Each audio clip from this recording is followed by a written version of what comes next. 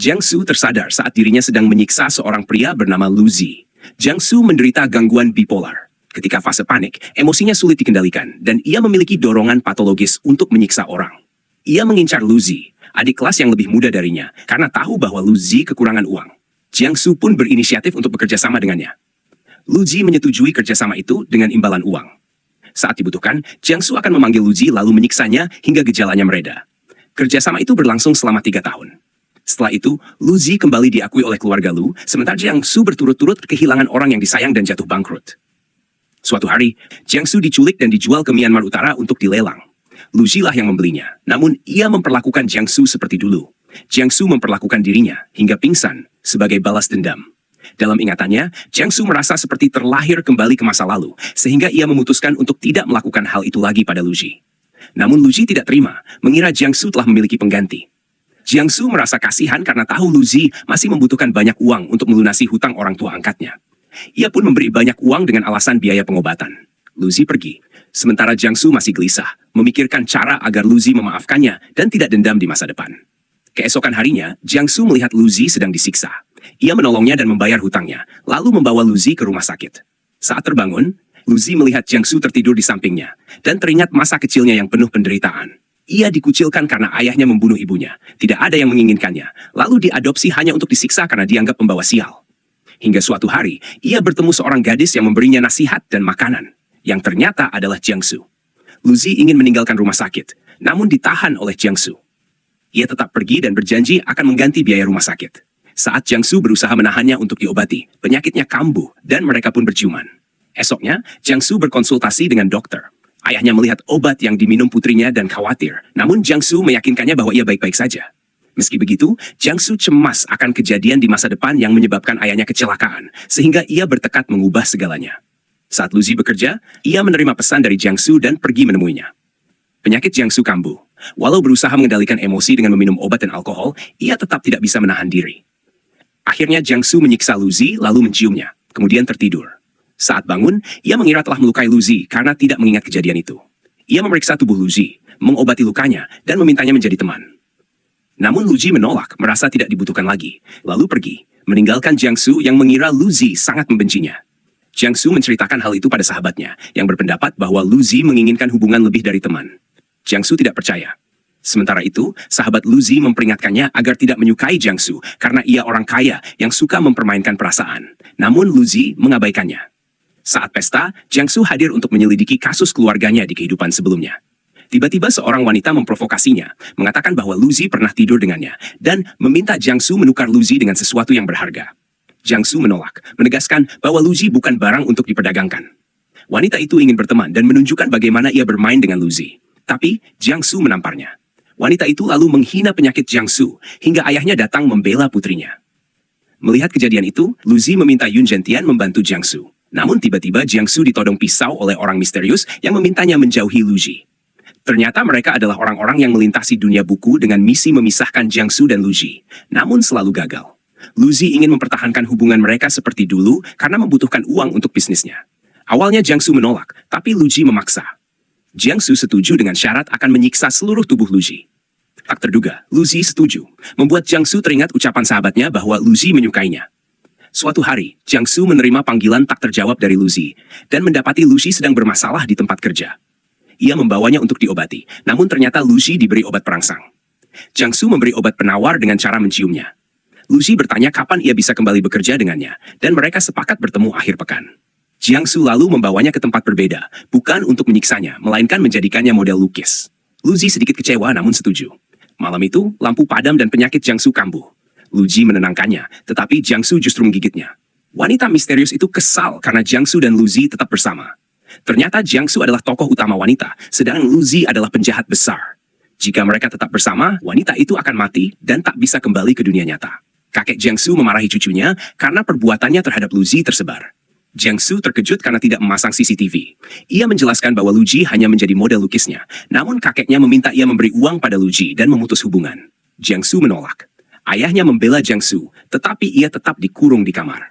Jiang Su menerima telepon bahwa Lu Zi menemui orang yang menyebarkan foto mereka, membuatnya panik. Ia kabur lewat jendela dan menemukan Lu Zi terluka parah. Saat itu, seorang pria datang, calon suami Jiangsu atau tokoh utama pria bernama Pei Yan, yang ternyata adalah kakak Luzi. Di rumah sakit, Luzi sadar dan memeluk Jiangsu, yang dilihat Pei Yan. Ayah Jiangsu membawa mereka pulang, lalu kakeknya datang. Ia hanya tahu bahwa Luzi menyelamatkan Jiangsu hingga patah tulang, sehingga mengizinkannya tinggal. Suatu hari, Jiangsu menerima paket misterius yang membuatnya kambuh. Luzi menenangkannya, namun ia justru menawarkan diri agar Jiangsu tidak menahan dorongannya. Akhirnya Jiangsu mencium dan menyiksanya. Setelah itu, Luzi merasa bersalah karena menggoda Jiangsu saat kambuh. Saat ditanya alasannya, Luzi mengaku menyukai Jiangsu. Namun Jiangsu mengira Luzi memiliki kecenderungan masokis dan memintanya tidak mengulanginya lagi, memberi uang, lalu pergi. Luzi kesal karena hanya ingin bersama Jiangsu, namun tak disadari oleh wanita itu. Jiangsu kemudian menemui teman Luzi, menawarkan investasi bisnis dan memintanya merahasiakan hal ini. Meski akhirnya Luzi tetap tahu. Jiangsu membawa makan siang untuk ayahnya dan bertanya soal proyek Jingyue, proyek yang di masa lalu menghancurkan perusahaan mereka, membuat ayahnya meninggal dan kakeknya kritis. Ia mengusulkan langkah pencegahan, dan ayahnya menyetujuinya. Di perusahaan ayahnya, Jiangsu bertemu lagi dengan wanita misterius itu. Ia ikut dalam proyek inti Jingyue dan berhasil membuat ayahnya mengikuti rencananya. Tiba-tiba, ia mendapat telepon bahwa bibi Luzi meninggal, dan Luzi tak bisa dihubungi. Jiangsu menemuinya. Luzi yang mabuk marah karena merasa Jiangsu datang hanya karena disuruh, bukan karena menyayanginya. Ia mencium Jiangsu dan memintanya untuk benar-benar menyayanginya. Sesampainya di rumah, kakek dan ayah Jiangsu sudah menunggu. Kakeknya memintanya memutuskan hubungan dan menerima perjodohan. Ayahnya lalu mengungkap latar belakang Luzi. Kakaknya dibawa keluarga Pei, sedangkan Luzi dibawa keluarga Lu lalu dibuang. Mereka khawatir Luzi akan seperti ayahnya. Jiangsu menolak dan mereka membuat kesepakatan. Jika proyek itu berhasil, perjodohan dibatalkan. Luzi ingin menemui Jiangsu dan menunggunya di luar rumah, bahkan saat hujan. Jiangsu akhirnya menemuinya dan diajak masuk ke kamar. Saat Jiangsu tertidur dan bermimpi buruk, Luzi menenangkannya dan menciumnya. Mereka tidur bersama. Paginya, Jiangsu menerima telepon dari kakeknya yang ingin bicara dengan Luzi. Kakeknya meminta Luzi kembali ke keluarga Lu jika ingin bersama Jiangsu, dan Luzi setuju. Di kantor, Jiangsu diberitahu bahwa perusahaan asing meluncurkan teknologi baru yang sama persis dengan milik mereka. Itu ternyata ulah wanita misterius yang dulu menghancurkan perusahaan Jiang. Kakeknya resah, namun Jiangsu menenangkannya. Sebenarnya mereka punya dua rencana cadangan, namun merahasiakannya untuk menangkap pengkhianat dalam tim proyek. Luzi datang ke keluarga Lu dan akhirnya kembali diterima di sana. Saat pindahan, temannya memberikan surat yang ditemukan di depan pintu. Saat dibuka, surat itu berisi informasi bahwa Luzi sedang berada di dunia buku. Dalam cerita itu, Luzi adalah tokoh penjahat, sementara Jiangsu adalah tokoh utama wanita yang ditakdirkan bersama tokoh utama pria. Jiangsu dan Luzi tidak akan berjodoh. Jika Luzi memaksakan diri, keluarga Jiang akan mengalami musibah. Luzi menemui Jiangsu untuk memberikan sebuah lukisan sebelum ia pergi. Lukisan itu terasa familiar bagi Jiangsu. Luzi berniat membantu Jiangsu dari segala musibah. Ia pun mulai menyelidiki orang-orang yang ingin mencelakai mereka berdua. Harga saham keluarga Jiang terus menurun karena proyek mereka dituduh plagiat. Jiangsu akan mengadakan konferensi pers, sementara orang-orang yang juga masuk ke dunia buku bekerja sama untuk menghancurkan dirinya. Saat konferensi pers, Jiangsu memperkenalkan produk baru perusahaan. Tiba-tiba, Lina datang untuk memprovokasinya. Rupanya sudah bersekongkol untuk menghancurkan keluarga Jiang. Luzi datang ke acara itu untuk menangkap orang yang ingin menyakiti Jiangsu. Saat produk diluncurkan, semua terkejut karena ternyata produk itu berbeda dari yang diberitakan, membuktikan bahwa proyek keluarga Jiang tidak menjiplak.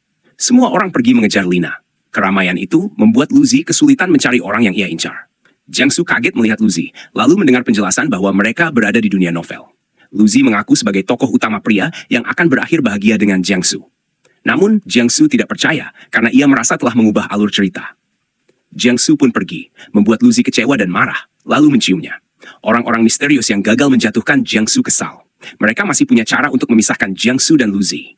Kakek Jiangsu senang melihat keberhasilan cucunya di konferensi pers, meski Jiangsu belum menemukan pelaku, karena Lina menolak memberitahu. Tiba-tiba, seorang investor menghubungi Jiangsu. Mereka bertemu, dan ternyata investor itu adalah wanita misterius, CEO Qiao. Mereka pun bekerja sama. Jiangsu merasa tidak asing dengan CEO Qiao. Luzi melihat Jiangsu berbicara dengan sekretaris CEO Qiao yang mengajaknya makan siang, membuatnya cemburu. Saat pulang, Jiangsu merasa diikuti dan ternyata itu Luzi. Luzi meminta Jiangsu tidak melihat pria lain, tapi kata-kata Jiangsu membuatnya kecewa. Ia kembali mencium Jiangsu, namun Jiangsu mengakhiri hubungan mereka, membuatnya makin sedih. Di pesta perusahaan, Luzi melihat Jiangsu dan ayahnya berbicara dengan CEO Qiao. CEO Qiao menyindir bahwa Jiangsu bertunangan dengan tuan muda Pei. Ayah Jiangsu membela anaknya, mengatakan keputusan pernikahan ada di tangan Jiangsu sendiri. Luzi mencoba menggenggam tangan Jiangsu, tapi ditolak.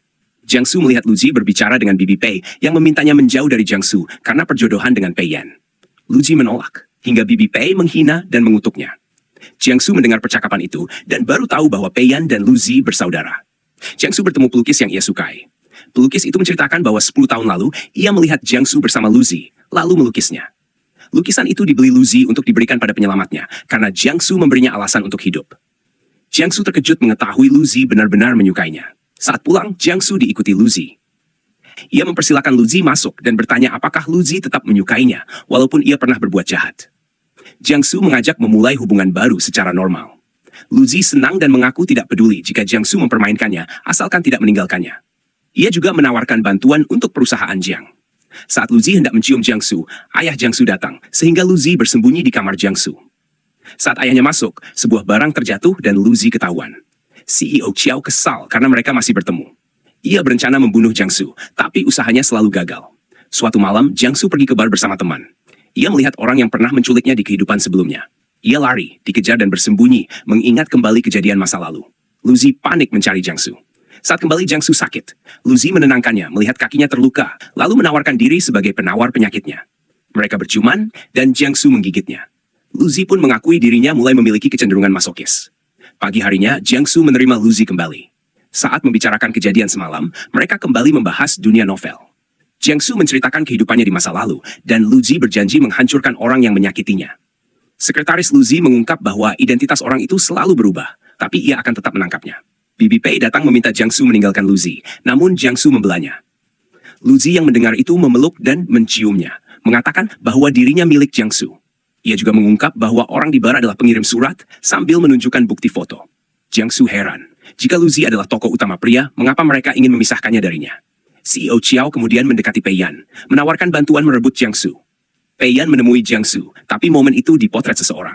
Sementara itu, Luzi menerima pesan berisi foto Jiangsu dan Pei Yan yang terlihat serasi, membuatnya marah. Pei Yan dan bibinya menemui kakek Jiangsu membahas pernikahan, tapi sang kakek menolak ikut campur. Bibi Pei marah dan menghina Luzi, yang ternyata didengar Luzi. Jiangsu kemudian menyatakan perasaannya pada Luzi di hadapan semua orang, dan Luzi mengaku bahwa Jiangsu adalah wanitanya seumur hidup. CEO Qiao marah mengetahui hal itu. Tiba-tiba ayah Jiangsu mengalami kecelakaan karena tabrakan beruntun. Luzi berjanji akan menangkap pelakunya. Mereka membuat rencana menjebak pelaku, lalu pergi ke sebuah sirkus. Saat pesulap memintanya mencoba permainan, Jiangsu menghilang. Ia ternyata dibawa ke suatu tempat bersama CEO Qiao, yang mengungkap bahwa jika Jiangsu bersama Luzi, perusahaan Jiang akan diakuisisi, dan keluarganya akan meninggal, persis seperti yang pernah terjadi. CEO Qiao mengatakan bahwa seharusnya Jiangsu bersama Pei Yan. CEO Qiao ingin membunuh Jiangsu untuk mengembalikannya ke alur cerita pertama. Luzi datang menyelamatkan, tapi CEO Qiao sudah memasang bom, memaksa mereka memilih berpisah atau mati bersama. Jiangsu dan Luzi memilih mati bersama. CEO Qiao mengungkap bahwa seharusnya tokoh utama pria adalah Pei Yan. Tapi Luzi membuat Jiangsu jatuh cinta padanya, si tokoh penjahat. Jiangsu marah karena merasa dibohongi, tapi Luzi berkata bahwa siapapun yang dicintai Jiangsu adalah tokoh utama pria sesungguhnya. Mereka berhasil kabur lewat lorong bawah tanah. Pada akhirnya, mereka tetap bersama apapun yang terjadi.